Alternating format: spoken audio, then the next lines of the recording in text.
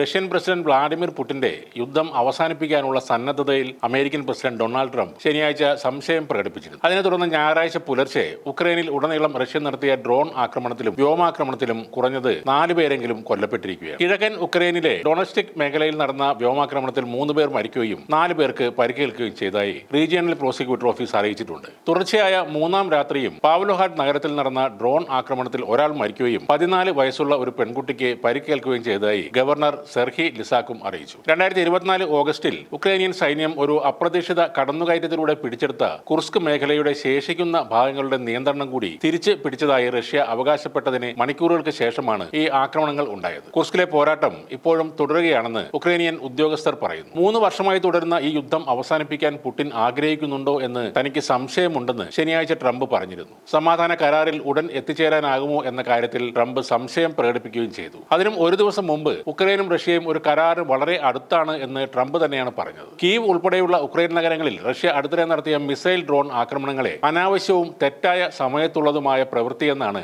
Trump വിശേഷിപ്പിച്ചത്. Putin യുദ്ധം അവസാനിപ്പിക്കാൻ ആഗ്രഹിക്കുന്നില്ല, എന്നെ വെറുതെ കളിയാക്കുകയാണ്, അദ്ദേഹത്തെ വ്യത്യസ്തമായി കൈകാര്യം ചെയ്യേണ്ടി വരും, 5000 സൈനികർ ആഴ്ചതോറും മരിക്കുന്നു, സമാധാന കരാർ പെട്ടെന്ന് പൂർത്തിയാക്കൂ എന്നും ട്രംപ് പോസ്റ്റ് ചെയ്തിരുന്നു. അതിനുശേഷമാണ് ഉക്രൈനിൽ റഷ്യ കനത്ത ആക്രമണം അഴിച്ചുവിട്ടത്. വത്തിക്കാനിൽ മാർപ്പാപ്പയുടെ സംസ്കാര ചടങ്ങിൽ പങ്കെടുത്ത ശേഷം അദ്ദേഹം ഉക്രൈനിയൻ പ്രസിഡന്റ് വ്ളാഡിമിർ സെലൻസ്കിയുമായി ചെറിയൊരു കൂടിക്കാഴ്ച നടത്തുകയും ചെയ്തിരുന്നു. എന്നാൽ ഇന്നലെ ഞായറാഴ്ച വൈകുന്നേരം ന്യൂജേഴ്സിയിലെ തന്റെ ഗോൾഫ് ക്ലബ്ബിൽ നിന്ന് പുറത്തു പോകുമ്പോൾ റഷ്യയുടെ ആക്രമണങ്ങളിൽ താൻ നിരാശനായി തന്നെ തുടരുന്നു എന്നാണ് ട്രംപ് മാധ്യമപ്രവർത്തകരോട് പറഞ്ഞത്. അദ്ദേഹം വെടിവെപ്പ് നിർത്തി ഒരു കരാറിലെത്തണമെന്ന് ഞാൻ ആഗ്രഹിക്കുന്നു എന്നാണ് പുടിനെ കുറിച്ച് ട്രംപ് പറയുന്നു. ഉക്രൈനിലെ ഏറ്റവും പുതിയ ആക്രമണത്തിൽ റഷ്യ 149 സ്ഫോടനാത്മക ഡ്രോണുകളും ഡെക്കോയികളും ഉപയോഗിച്ചു. 57 എണ്ണം തടഞ്ഞുവെന്നും 67 എണ്ണം കുടുങ്ങിയെന്നും ഉക്രൈനിയൻ വ്യോമസേന പറയുന്നു. ബ്രയാൻസ്കിന്റെ അതിർത്തി മേഖലയിൽ 5 ഉക്രൈനിയൻ ഡ്രോണുകളും 2014 റഷ്യ നിയമവിരുദ്ധമായി പിടിച്ചെടുത്ത ക്രിമിയൻ ഉപദ്വീപിന് മുകളിലൂടെ പറന്ന 3 ഡ്രോണുകളും തങ്ങളുടെ വ്യോമ പ്രതിരോധം വെടിവെച്ചിട്ടതായി റഷ്യയുടെ പ്രതിരോധ മന്ത്രാലയം അറിയിച്ചിട്ടുണ്ട്. എന്നാൽ അധിനിവേശ മേഖലയിലെ ഹോർലിവ്ക നഗരത്തിൽ ഉക്രൈനിയൻ സൈന്യവും ഷെല്ലാക്രമണം നടത്തിയപ്പോൾ 5 പേർക്ക് പരിക്കേറ്റതായി റഷ്യ നിയമിച്ച മേയർ ഇവാൻ പ്രിക്കോഡ്കോയും പറയുന്നു. ഉക്രൈൻ യുദ്ധം അമേരിക്കയുടെയോ ട്രംപിന്റെയോ നിയന്ത്രണത്തിൽ നിൽക്കുന്ന ഒന്നല്ല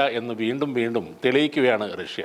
അതിന്റെ ഉദാഹരണമാണ് ഇന്നലെ ഉക്രൈനിൽ നടത്തിയ ഈ വമ്പൻ ആക്രമണം.